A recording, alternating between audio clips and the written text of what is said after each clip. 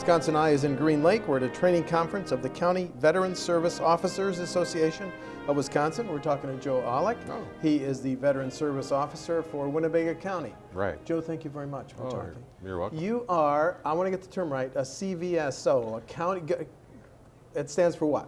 County Veteran Service Officer. And there are how many of you in Wisconsin? There's 72 of us in the state of Wisconsin, county. one in each county, right? And what do you do? Well, what we do is we help our fellow veterans. We're veterans ourselves. Many of our staff that work with us are veterans, some aren't.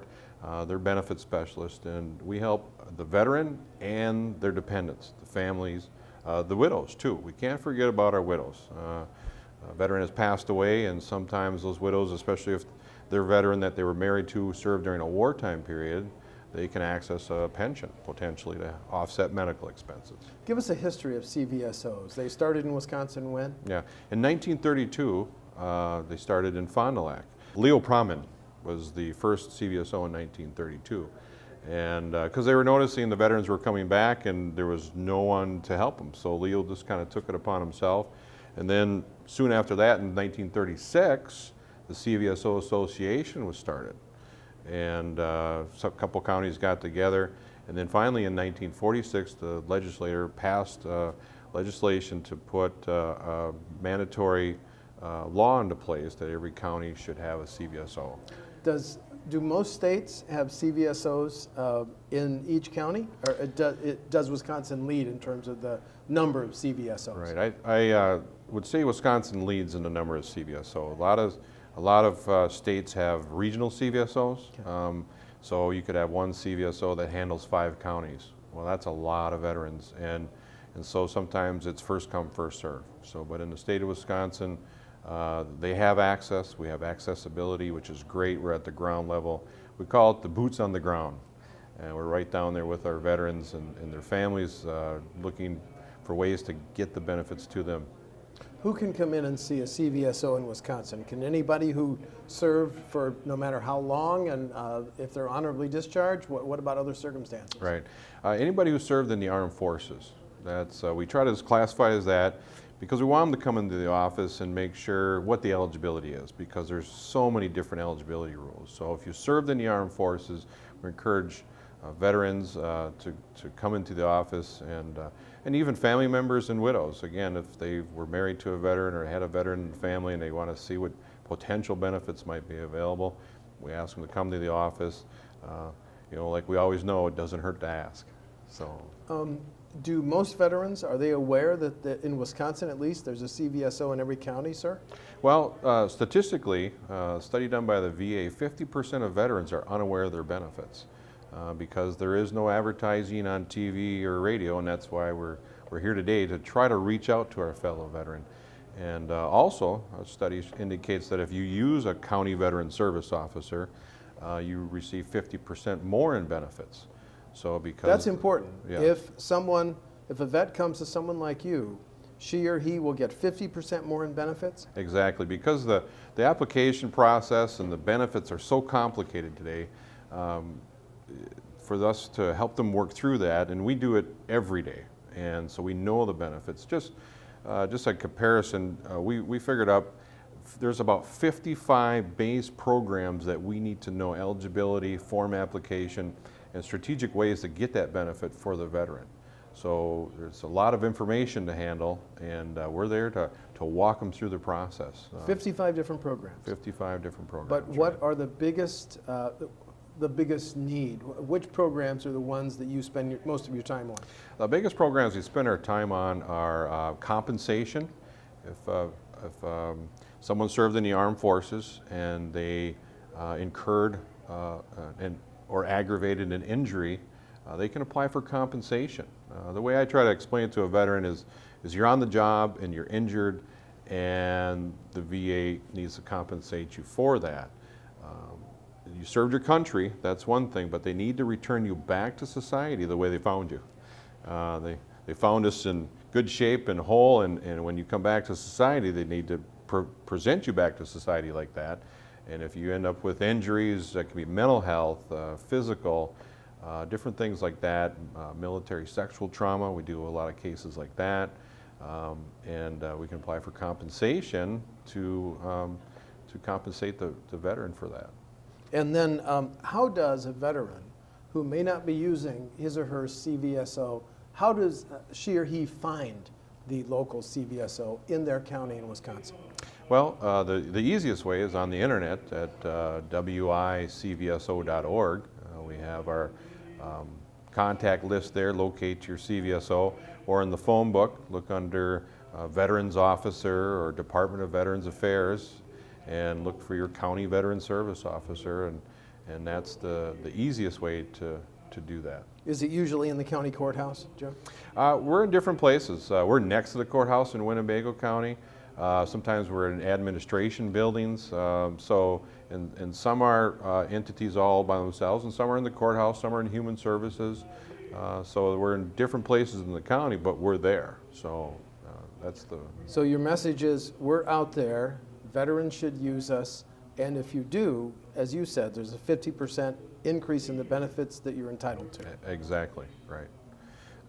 So it's just real important that anybody who comes out of service or in the armed forces, and we always encourage to stop in once a year. Set up an appointment, stop in, anything new.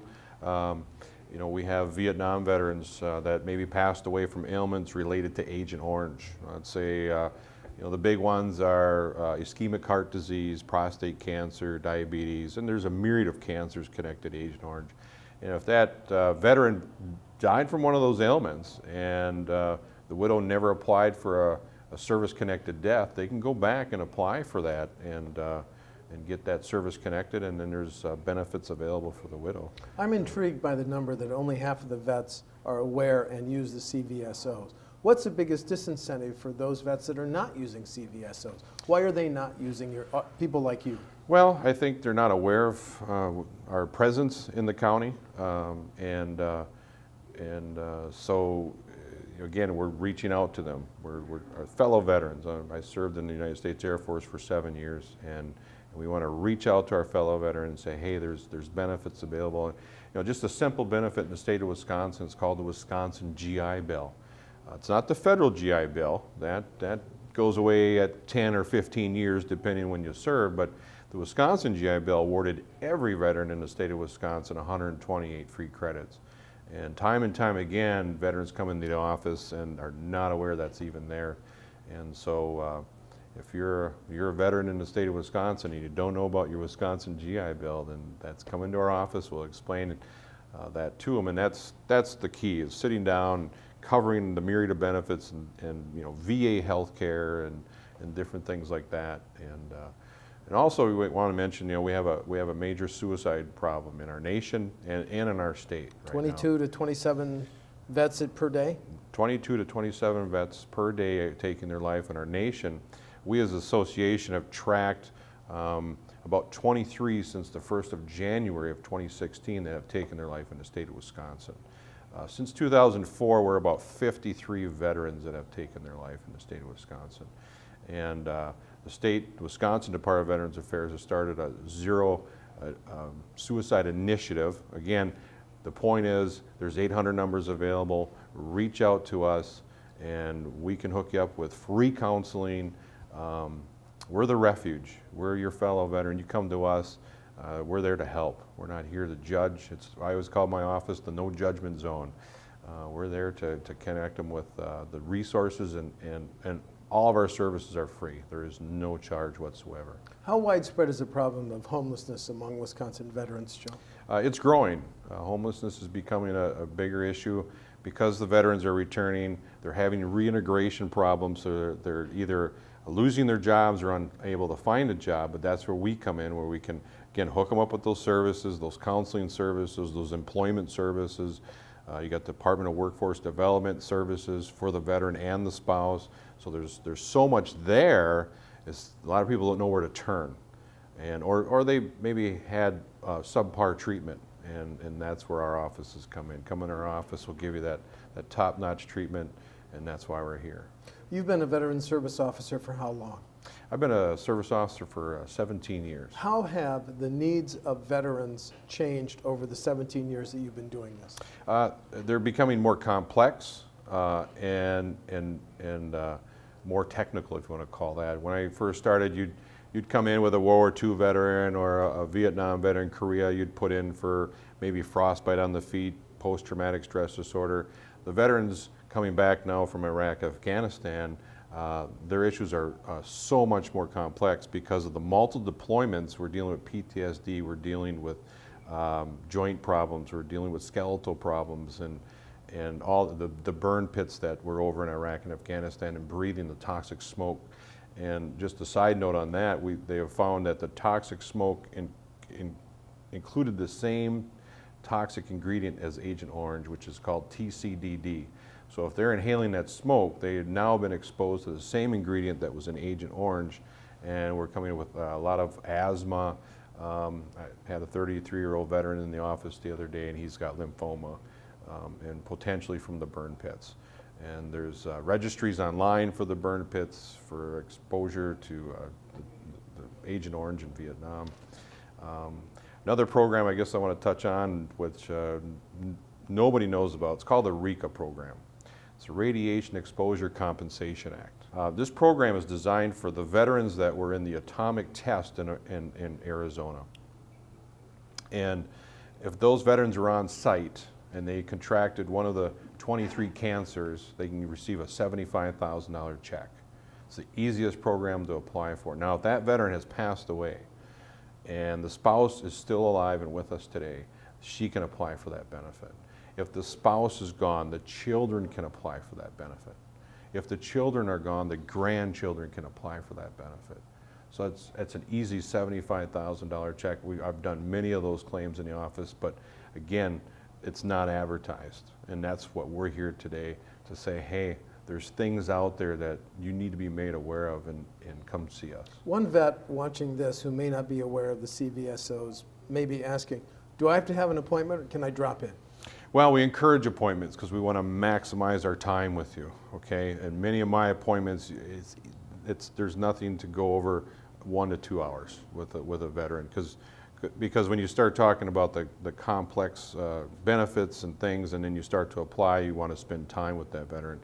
I'll explain, one time I had a veteran, he stopped in without an appointment. He had a $6 travel check. And so I took him in because we don't like to turn people away, obviously, and found out he was an atomic veteran, was in Arizona during the atomic test, and we got him a $75,000 check, and then I got him service connected for post-traumatic stress disorder because of what happened to him over there. And eventually, by the time we got retroactive payments and things, he ended up with about $300,000 in retroactive payments. Came into your office with a $6 travel check? With a $6 travel check, and that just renovates his life. You know, that's what's so rewarding to this job, is that you change lives. You change the trajectory of lives and families, and that's what's so important. I've had veterans come into my office suicidal. One Vietnam veteran I think of. Stopped in, he just lost his 35th job, his wife was divorcing him, and in his eyes his life was over. I said, no, you're going to be okay. We're in the valley right now, but we're going to be on the mountaintop. Give us time. And so within 30 days, when we have a crisis like that, we have connections at the VA regional office where I made some contacts, filled out the claim, and within 2 weeks I had him 100% service-connected disability. And it changed his life. Now that gave education to his kids. He reconnected with his ex-wife. Okay, they became friends and things like that. But it was due to post-traumatic stress disorder. That was driving the whole issue. And now you have a father who's alive, who's a father to his children, and again, it changed the entire trajectory of his life. You must, now you're not a mental health professional, but you must be encountering a lot more mental health issues than you did when you started 17 years ago. Yeah, mental health is our major crisis now. We have a major crisis of mental health in the state and in the nation. Are we getting more resources to address this major crisis in mental health? They're starting to open the doors for more resources, but the continual problem is the veterans are unaware that those resources are available and that there's someone who can help them connect up with those resources. it's for someone who has a mental health issue, everything it comes at once, it's complicated. And that's where we come in and say, okay, we're going to do this, and we're going to do this, we're going to walk you through this. Many times I'm catching them when they're incarcerated. Every veteran in my county receives a letter when they're in the county jail, and I've identified 2 or 3 Afghanistan veterans. And you got to understand how detrimental that is. They've just served their country honorably, and they fought the good fight, and now they're incarcerated because they were drinking to self-medicate to deal with the PTSD that they can't deal with, and they didn't know where to turn, and then they get pulled over and they end up in jail. And that's where we come in. I identify them, and then we help them out. Just 2 more questions. Are you able to get them timely mental health help, Joe? Yeah, we're able to get them timely mental health help. The VA is starting to open up more, and there's some state programs that we utilize to get them into crisis mental health, and we can do that. And then final question, drawing on your 17 years of experience, what are the issues that we're going to see affecting vets over the next 3, 5, and 7 years?